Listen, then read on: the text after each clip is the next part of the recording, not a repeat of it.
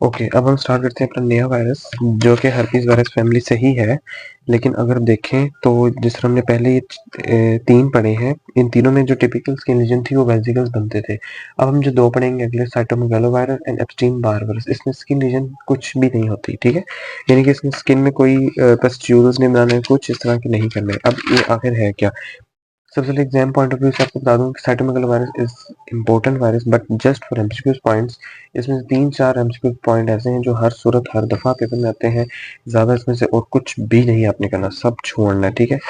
अब डिजीजेस आपको वैसे ही पता होनी चाहिए कि साइटोमेगालोवायरस ने कौन कौन सी डिजीज कॉज करनी है। इसके एक डिजीज है साइटोमेगेलिक इंक्लूजन डिजीज, स्पेशली इसमें कंजेनिटल एब्नॉर्मलिटीज होती हैं। It is a most cause of congenital abnormalities in the US. ये भी एक एमसीक्यू पॉइंट है कि वायरसेस के अंदर सबसे मोस्ट कॉमन कॉज जो वायरस है कंजेनिटल एब्नॉर्मलिटीज का, वो साइटोमेगालोवायरस है, ठीक हो गया? But it also causes heterophil negative mononucleosis in the immunocompetent individuals में, ये बात हम आगे भी करेंगे। Important टॉपिक्स अपनी छोड़नी है, समरी रेप्लिकेटर साइकिल छोड़नी है, ट्रांसमिशन एंड एपिडेमियोलॉजी, इसकी जो ट्रांसमिशन है इसके बहुत रूट्स हैं। ट्रांसमिशन के ना बहुत सारे रूट्स हैं। अब रूट्स किस तरह डिवाइड हुए हुए हैं एज ऑफ द पेशेंट के लिहाज से।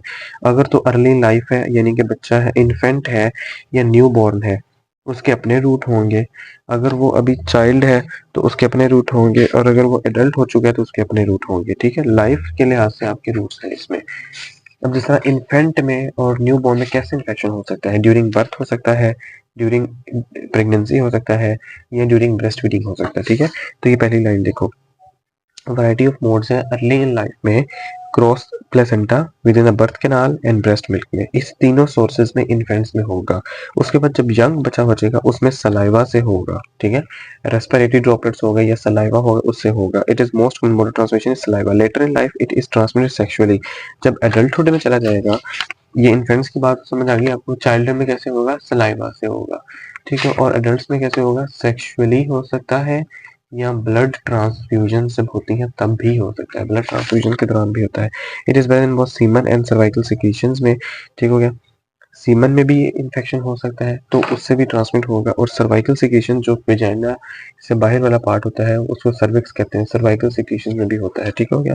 और ऑर्गन ट्रांसप्लांट्स में और ब्लड ट्रांसफ्यूजन में भी इसमें ट्रांसमिट होना है, ओके हो गया? ये तो आपको वैसे पता होना चाहिए। इसके routes of transmission MCQ point नहीं है।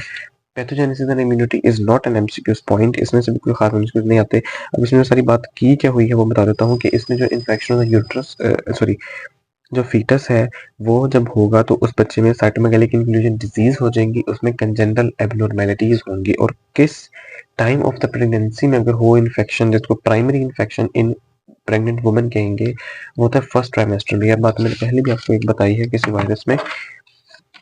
पैथोजेनेसिस में क्या कहता है कि अगर आपका फर्स्ट ट्राइमेस्टर ऑफ प्रेगनेंसी में इन्फेक्शन होता है तो इसने आपके वो कॉज करने हैं, कंजेनिटल एबनॉर्मलिटीज कॉज करनी है, कंजेनिटल एबनॉर्मलिटीज कॉज करनी है। क्यों करनी है? क्योंकि this is the period of organogenesis, इसमें तमाम बॉडी के ऑर्गन्स बन रहे होते हैं, सेल्स जो है डिवाइड हो रहे होते हैं। तो जब इस टाइम पे इन्फेक्शन होगा फिर जाके आपकी कंजेनिटल एबनॉर्मलिटीज बनेंगी, फिर ही सारे हार्ट खराब बन जाएगा, कोई लंग्स खराब बन जाएंगे, इस तरह से। पैथोजेनेसिस में अपनी यही सारी बात उसने की हुई है कि congenital abnormalities are more common when the fetus is infected during the first trimester, ठीक है? एंड देन रिटर्न, ठीक है? उसमें यही है।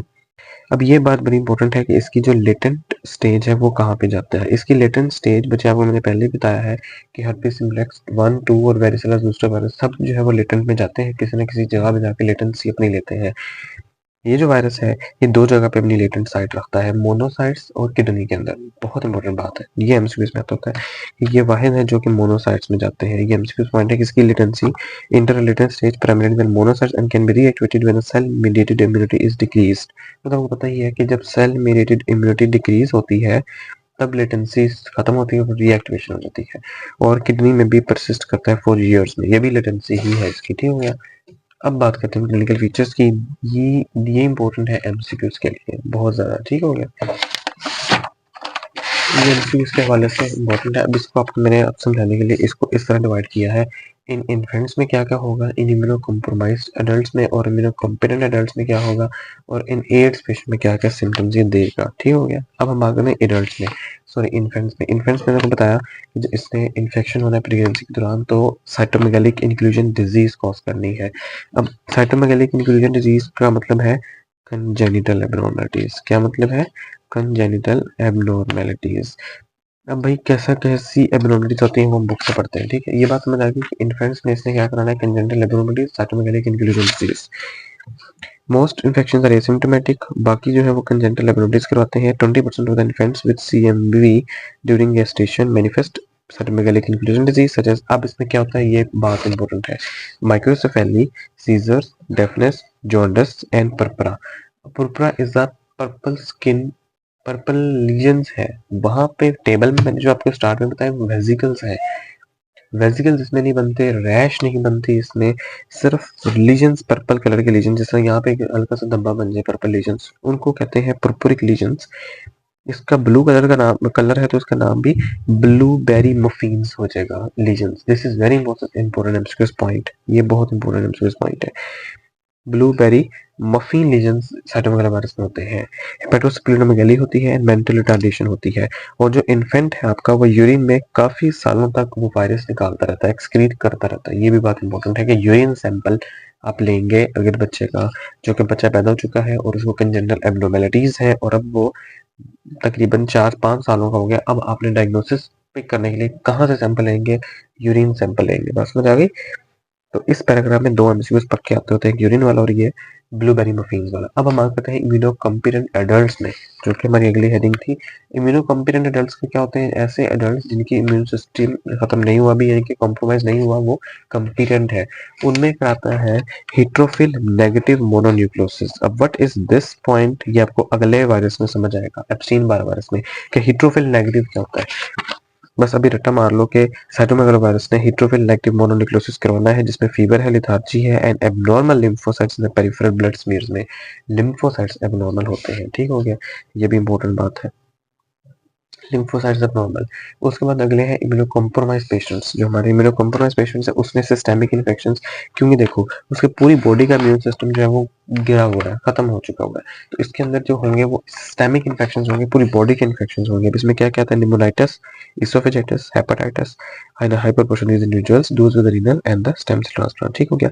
अब अगली हेडिंग है एड्स पेशेंट में। जिस बंदों को एड्स हो चुकी है उसमें क्या इन्फेक्शन देगा वो? इंटेस्टाइनल ट्रैक्ट को इन्फेक्ट करेगा तो इंट्रैक्टेबल कोलाइटिस हो जाएगा, डायरिया हो जाएगा, रेटिनाइटिस इन एड्स पेशेंट हो जाएगा और अनीमिया थ्रोम्बोसाइटोपेनिया हो जाएगा। ठीक हो गया। यही बात सारी जो मैंने यहाँ पे लिखी हुई यही है, intractable colitis, retinitis, diarrhoea, anaemia thrombocytopenia in AIDS patient में। ठीक, ये चीज आपको ज्यादा इजीली समझ आ जाएगी अगर इसको याद कर लो। ये बुक में जो क्लिनिकल फीचर इतने बड़े लिखे हुए हैं और मिक्स करके लिखे हुए हैं, आपने हेडिंग वाइज कर लो कि पहला जो है वो इन्फेंट्स के बारे में डिस्कस करता है, तो उनमें ये एब्नॉर्मलिटीज है। Most important is the blueberry muffins. दूसरी बात वो कहता है कि इम्यूनोकॉम्पिटेंट एडल्ट्स में हीट्रोफिल नेगेटिव मोनोन्यूक्लियोसिस, फिर इम्यूनोकॉम्प्रोमाइज्ड में सिस्टेमिक इन्फेक्शन सारे के सारे, और एड्स में उसने 4-5 जो नाम लिए बस वो। ठीक है। अब हम बात करते हैं इसकी लैब डायग्नोसिस की। लैब डायग्नोसिस में बच्चे एक आधा एमसीक्यूज है, 2 एमसीक्यूज बल्कि लैब डायग्नोसिस में भी है जो कि आ सकते हैं पेपर में। बाकी इसको क्योंकि यूक्यू नहीं है तो याद करने की जरूरत नहीं है आपको। सबसे पहले तो पीसीआर बेस्ड सेफ डीएनए और आरएनए ये बताइए आपको। अब वायरल कल्चर्स इन स्पेशल वायल्स, जिसको शेल वायल्स कहते हैं।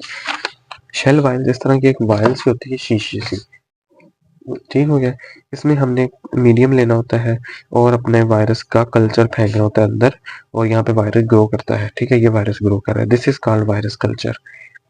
इसको शेल वायल्स कहा जाता है। बस ये बात इंपॉर्टेंट है कि shell vials are used for किस वायरस की कल्चरिंग के लिए? साइटोमेगालस वायरस की कल्चरिंग के लिए। ठीक है।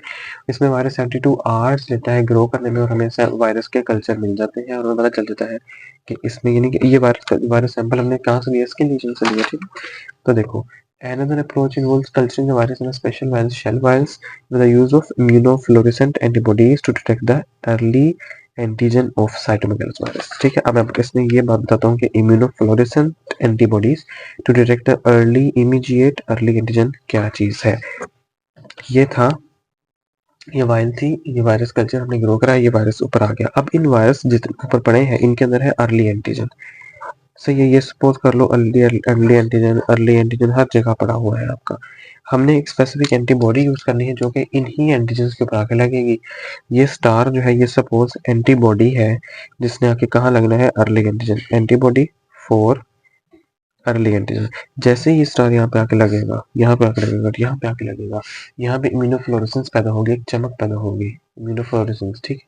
इसको कहते हैं, ये antibodies are the immunofluorescent antibodies है जो क्या किया, अपने एंटीजन पे जैसे ही जाके लगी इन्होंने लाइट प्रोड्यूस की और हमें पता चल गया।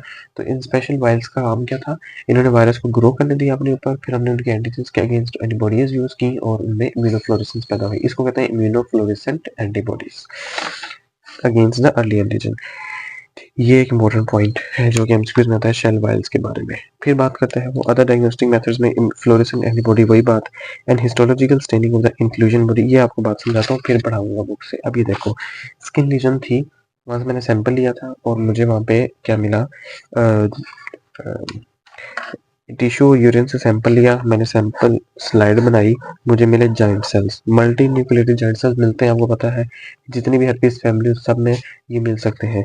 ये मल्टी न्यूक्लिएट, ये पूरा जॉइंट सेल इसके मल्टी न्यूक्लिएटेड जॉइंट सेल्स है सपोज, ठीक है। फिर मैंने बात आपको चैप्टर के स्टार्ट में बताई थी कि इनके अंदर इंट्रा न्यूक्लियर वो बनती है बॉडीज। अब इसके इंट्रा न्यूक्लियर, इसको मैं बड़ा करके दिखाता हूँ, इस न्यूक्लियस को मैंने बड़ा करके, ये this is a nucleus, intra nuclear inclusion bodies बनेंगी, इतनी बड़ी बॉडी बनी हुई है बड़ी अंदर, इसको कहते हैं, this is the inclusion body जो कि कहाँ पे है, इंट्रा न्यूक्लियर है, न्यूक्लियस के अंदर है, इंट्रा न्यूक्लियर है इंक्लूजन बॉडी। इस अपीयरेंस को उल्लू की आंख नहीं जिससे होती, ऑल्स आई अपीयरेंस दे देते हैं नाम, ठीक है, ऑल्स आई अपीयरेंस। कहाँ से मिली है, मैंने यूरिन से या स्किन से सैंपल लिया है, ठीक है, वहां से मैंने क्या लिया, स्किन लीजन से सैंपल लिया, ये स्लाइड बनाई है, उस लीजन के अंदर मुझे मल्टी न्यूक्लियर जॉइंट सेल्स मिले हैं। हर मल्टी न्यूक्लियर जॉइंट्स के अंदर काफी सारे न्यूक्लियस हैं। एक न्यूक्लियस को मैंने और जूम करके देखा, उसके अंदर मुझे बॉडी मिली उसके अंदर पड़ी हुई, जिसको मैंने इंक्लूजन बॉडी तो है ही है, अपीयरेंस की वजह से ऑल अपीयरेंस का नाम ले दिया, ठीक है। अब ये तस्वीर देखो, ये तस्वीर समझ आ रही है, ये पूरी एक स्लाइड है जिसके अंदर बहुत सारे ये सारे मल्टी न्यूक्लिएटेड जॉइंट सेल्स हैं, ठीक है। अब ये एक मल्टी न्यूक्लिएटेड जॉइंट सेल है, ये इसके अंदर है न्यूक्लियस पड़ा हुआ, इसके अंदर न्यूक्लियस पड़ा हुआ, ये जो डार्क ब्लैक है ये इंक्लूजन बॉडी है, ठीक है, समझ आ रही है। ये पूरा जॉइंट सेल है, ये इसका न्यूक्लियस है और इसके अंदर ये इंक्लूजन बॉडी है, तो this is the multinucleated giant cells with the owl's eye appearance, ठीक हो गया। तो ये ऑल्स आई अपीयरेंस है इंट्रान्यूक्लियर। उसके बाद सीरोलॉजिकल टेस्टिंग में आईजीएम एंटीबॉडीज हम देखते हैं अगेंस्ट द वायरस, जो कि हमें आईजीएम है तो रीसेंट इन्फेक्शन हमें शो करेगा, ठीक है। और ये जो ऑल्स आई शेप अपीयरेंस है, दिस इज द दूसरा एमसीक्यूज पॉइंट जो इसमें से आएगा, ठीक है। तो हर पैराग्राफ के अंदर मैंने आपको एक एक दो एमसीक्यूज बता दिए हैं, एक ये है, एक ये है, दो इस वाले में थे, पहले पैराग्राफ इन्फेंट्स वाले में थे, ठीक है, एक यहाँ पे था फर्स्ट ट्राइमेस्टर प्रेगनेंसी में, ठीक है। इनके अलावा एक भी एमसीक्यू नहीं है जो आएगा इस वायरस से अंदर, साइटोमेगालो वायरस से अंदर, ठीक है। यूथ पे तो वैसे ही इसने नहीं आना ना। तो अब इस टेबल पे आ जाओ, इस टेबल में इसकी क्या बात की हुई है, साइटो में हर वायरस कराने के बाद इस टेबल पे इसलिए आता हूँ ताकि ये कंपाइल हो जाए एक तरह से, आपको टेबल याद करने में आसानी हो, ठीक है। प्राइमरी इन्फेक्शन इसने कंजेनिटल इन्फेक्शन इन यूरेट्रो और मोनोन्यूक्लियोसिस, लेटेंसी मोनोसाइट्स में भी होती है, किडनी में भी होती है, ठीक है। एसिम्प्टोमेटिक शेडिंग इसने करानी, इसका रिकरेंट इन्फेक्शन में रूट और ट्रांसमिशन मैंने इसका बताया है, काफी सारे हैं, ठीक है। तो ये सारे इसके रूट ऑफ इन्फेक्शन होंगे। तो नेक्स्ट वीडियो में अगला वायरस करेंगे, that is Epstein Barr virus, वो भी एमसीक्यूज के लिए ही करना है सिर्फ, और उसकी डिटेल नहीं करनी, ये भी एमसीक्यूज के लिए ही है।